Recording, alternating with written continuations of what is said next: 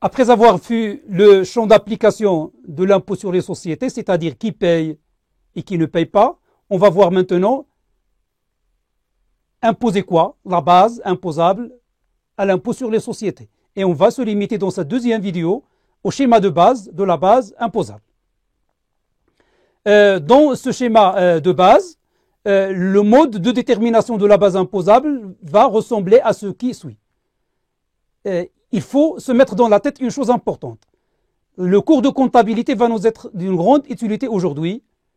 D'abord, on commence par le résultat comptable, c'est-à-dire par tous les produits, que ces produits soient imposables ou exonérés de l'impôt, desquels on va retrancher toutes les charges, que ces charges soient déductibles ou non déductibles. Et cela va nous donner le résultat comptable. Ça, c'est la logique comptable, c'est la loi comptable. Après la comptabilité, on va commencer la fiscalité et à partir du résultat comptable, on va calculer le résultat fiscal. Dans cet exemple, je vais vous montrer comment. On commence par le résultat comptable qui est déjà établi par le comptable, mais on va raisonner fiscalité. Notamment, on va déduire tous les produits qui ne sont pas imposables. On va les retrancher parce qu'ils ne sont pas imposables. Et on va ajouter, on va dire réintégrer, les charges comptabilisées mais qui ne sont pas admis en fiscalité, qui ne sont pas admis dans la déduction. Ce qui nous reste, c'est les produits imposables et les charges déductibles, et ça va nous donner notre résultat fiscal. Si j'ai un résultat comptable de 100, je retranche ce qui n'est pas imposable de 20, et je réintègre les charges que je n'ai pas le droit de déduire de l'ordre de 40, ça va me donner 100 moins 20 plus 40. Mon résultat fiscal, c'est 120. Et il ne faut pas oublier les déficits sur exercice antérieur qu'on a le droit de déduire du résultat fiscal de l'exercice. Le report déficitaire. Le report déficitaire, ou bien ce qu'on appelle l'imputation des déficits sur exercice antérieur, peut être effectué dans la limite de 4 années. Et cela, bien sûr, doit se faire dans l'ordre de l'ancienneté. Dans l'ancienneté, imaginez votre réfrigérateur, si vous avez un yaourt, vous devez consommer celui qui a la date la plus ancienne pour qu'il ne soit pas périmé. C'est la même chose pour les déficits.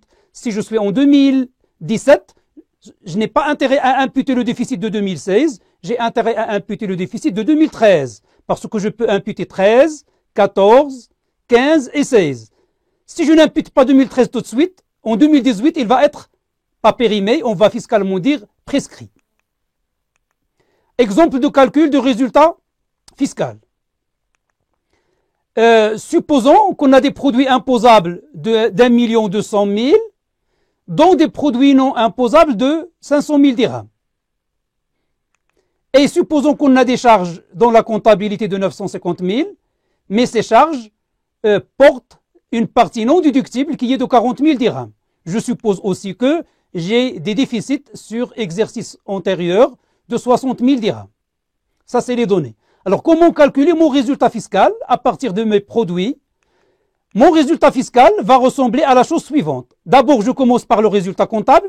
J'ai dit tout à l'heure que c'est la base, c'est le départ. Je ne peux pas calculer un résultat fiscal sans avoir calculé préalablement le résultat comptable. Mon résultat comptable est de 1 200 000 moins 950 000, ça donne 250 000. Alors, quels sont mes produits imposables? Mes produits imposables, c'est les produits moins la partie non imposable, c'est-à-dire les 1 200 000 moins les 50 000. Et donc, mes produits imposables sont 1 150 000. Les charges déductibles, c'est l'ensemble des charges moins la partie non déductible. Ça donne 950 moins 40, ça donne 910 000. Donc, première méthode, mon résultat fiscal, c'est quoi? C'est les produits imposables moins les charges déductibles, moins le déficit sur exercice antérieur.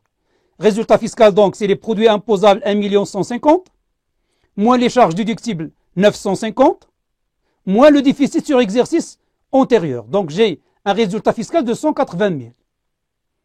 Ce résultat fiscal peut être calculé autrement en faisant le départ, mais le résultat comptable. En faisant le départ à partir donc du résultat comptable et en ajoutant les charges non déductibles et en retranchant les produits non imposables. Mon résultat fiscal serait donc mon résultat comptable qui est de 250 000 plus les charges non déductibles, on réintègre les charges non déductibles, moins les produits non imposables, je dois les retrancher pour ne pas les imposer puisqu'ils sont exonérés, et je retranche, bien sûr, le déficit sur exercice antérieur. Ça donne la même chose.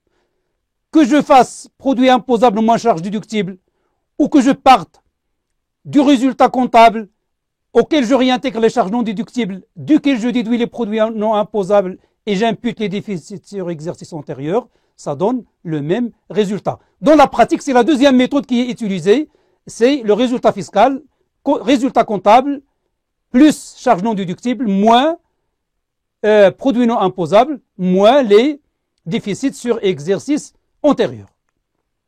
Voilà le schéma de base du calcul de la base imposable soumise à l'IS.